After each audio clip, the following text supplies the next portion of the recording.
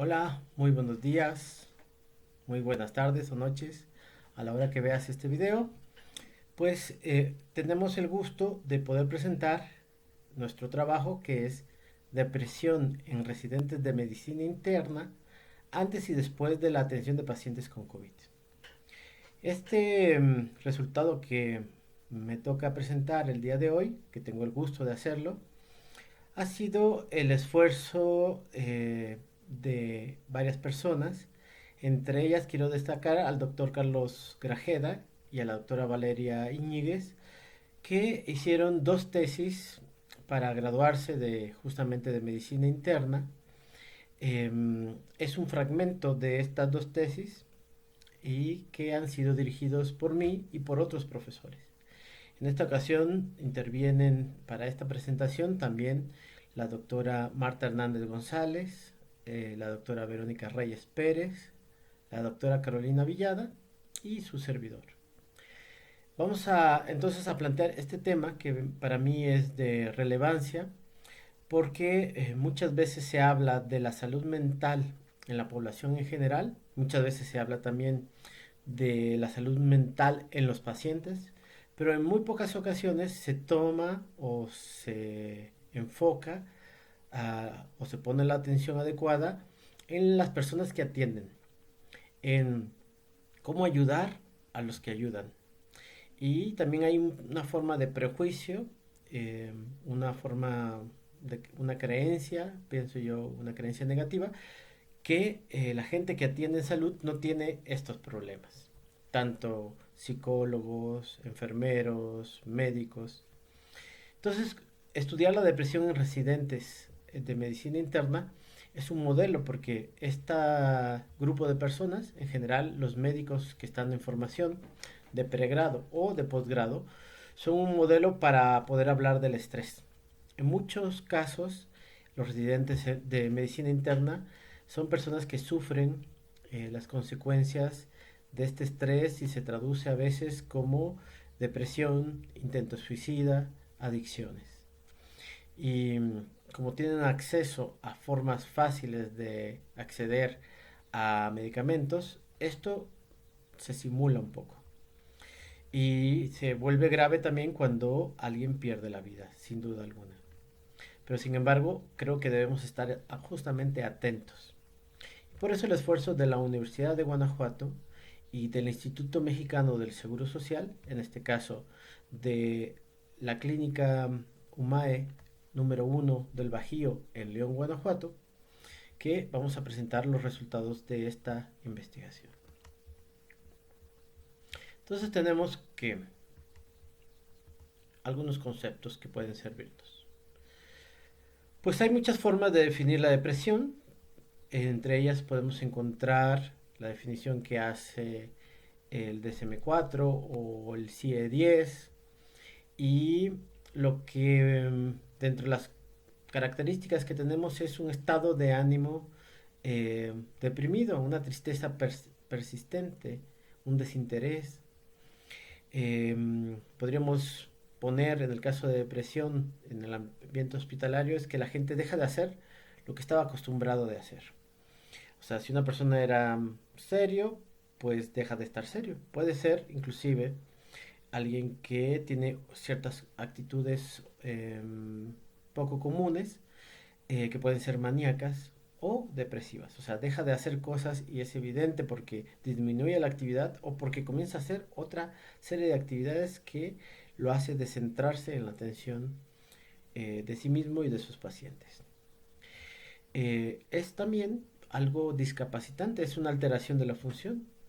Y dependiendo del año y el país que nosotros analicemos, es una disfunción que además puede causar una mala atención o puede causar, como ya he dicho antes, que lleve a la persona, en este caso al médico, a la muerte por suicidio o por consumo de sustancias o por accidentes de tránsito, porque muchos de los residentes de pregrado o de posgrado tienen guardias donde sus ciclos de sueño natural se ve alterado y eso también favorece a que se presenten síntomas de depresión.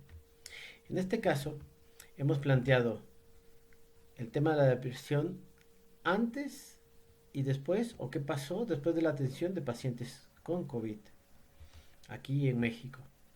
Entonces, pues, ¿qué otra cosa le incrementamos a los elementos que pueden estar generando la depresión? Pues justamente una condición que no puede ser controlada de manera individual, sino es una cuestión social, colectiva, en este caso la pandemia, que incrementó las incidencias, que no se sabía qué consecuencias iba a tener, que no se, entre 2020 y 2021, pues fueron cambiando y orientándose y cada vez conocemos más con respecto a cómo definir la enfermedad, pero esto se fue construyendo. Entonces ha habido una serie de, digamos, incertidumbre que no se sabía qué es lo que iba a pasar o no sabías qué te iba a pasar a ti o qué le iba a pasar al médico con respecto a esto y el COVID. Entonces, como introducción podríamos hablar muchas cosas, pero es lo que he elegido para ser breve. Este estudio pues fue un estudio comparativo, longitudinal y de cortes. Por eso lo de las dos tesis, ¿no? Del doctor Grajeda y de la doctora Íñiguez, porque uno lo hizo, medimos estas condiciones antes de saber que existiera la pandemia y posteriormente el otro después de haber atendido a los pacientes. Y entonces averiguamos o nos planteamos qué es lo que podría pasar. Estudiamos a residentes desde el segundo año, de segundo, tercero y cuarto año. La muestra final fue de 52 residentes. Comenzaron cerca de 96, 112, depende de cómo los calculemos. De los residentes, elegimos quitar a los residentes de primer año y a los de cuarto año que salieron, pero la muestra final fue de 52 residentes. ¿Quiénes participaron? Los que firmaron el consentimiento informado, los que tenían sueño fisiológico para contestar la prueba o las pruebas que les hicimos. Eh, Cuando hay una depresión eh, o una diabetes mal controlada también, porque se sabe que hay una correlación entre la depresión y la diabetes. Aplicamos una prueba, en este caso de lo que hoy presento, de depresión de Beck, y se excluyeron a las personas que no completaron por cualquier motivo el cuestionario. Entonces nosotros queríamos ver si había esta relación en los residentes de medicina interna después de la atención de los pacientes con COVID. Es decir, tomamos un basal, tomamos en un 2020, antes de que iniciara la pandemia, cómo estaban las condiciones de depresión y después de haber atendido a los pacientes durante un año. Entonces, se registraron a 84 residentes, se eliminaron a 33 porque tenían enfermedad psiquiátrica previa, porque no completaron los cuestionarios, por diferentes factores. Quedando al final esta muestra que hemos establecido y que hoy les presento. ¿Qué resultado obtuvimos? Pues que si medimos la depresión antes y después de haber hecho la atención de los pacientes COVID, pues encontramos un resultado significativo con una prueba T. Esto es interesante porque además el mayor puntaje se dio de depresión justamente en los alumnos o en los médicos o en los profesionales que habían atendido a estos pacientes. ¿Por qué creemos que esto se dio?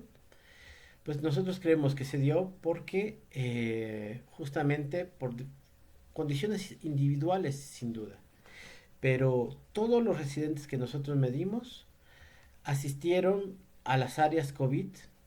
Esto tenía su complicación.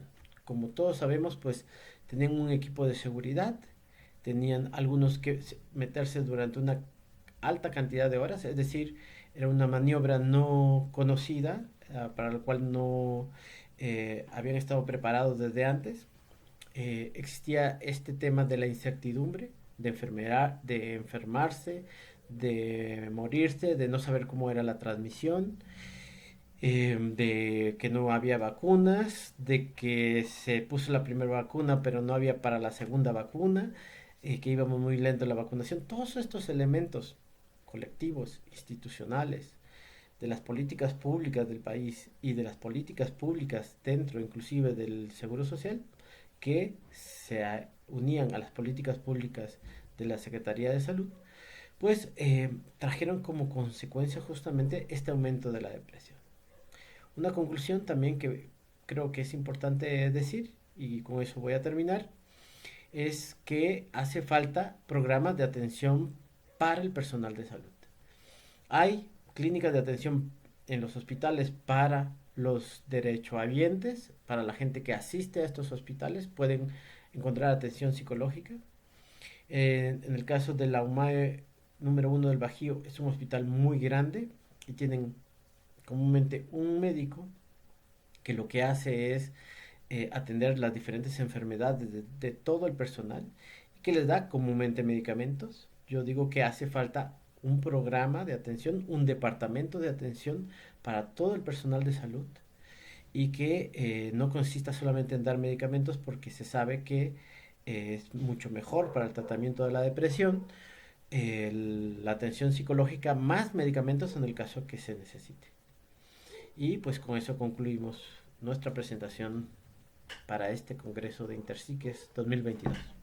Agradecemos su atención y cualquier cosa pueden contactarnos a través del correo institucional. El mío es joserroca@ugto.mx. Muchas gracias por su atención y por ver este video.